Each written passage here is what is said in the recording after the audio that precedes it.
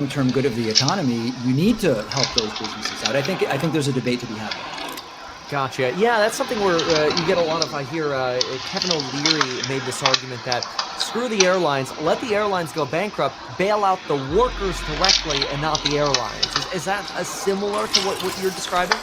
Well, no, in the sense that if you let the airline fail and then you give the workers money until they find another job, great. That's essentially unemployment insurance, and that's fine. Right. The question is, when travel resumes, if it's more of a pain to fly to the U.S.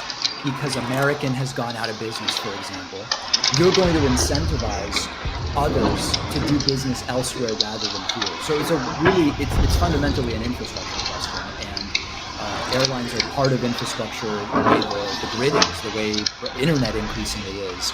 So I'm not exactly on board with the way Kevin O'Leary would describe it. Well, how do you feel about the expanding of, let's say, broadband to rural areas and the big spending that Biden is proposing in his infrastructure plan?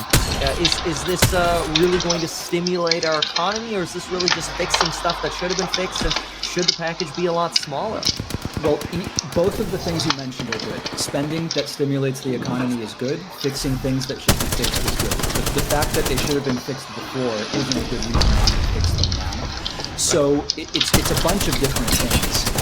I think that one of the interesting things in watching some on the right oppose this bill have been that this type of infrastructure spending, number one, most of the work is done by private businesses. So there's a lot of people who say, I don't want the government doing so much stuff. Well, it's really going to be private businesses getting hired by the government to do it. And private business is something the right claims to support and favor.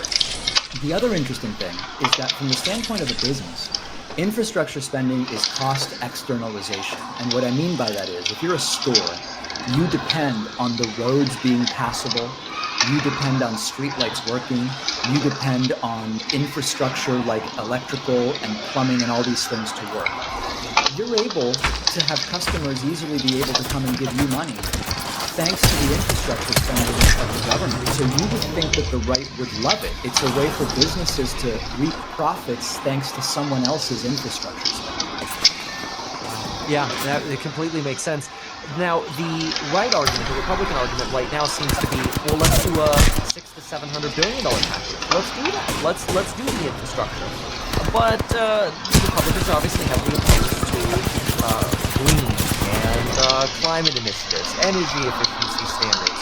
Donald Trump, one of the big things he did was remove energy efficiency requirements, or at least some of them, for vehicles. And say, hey, well, if we lower prices, people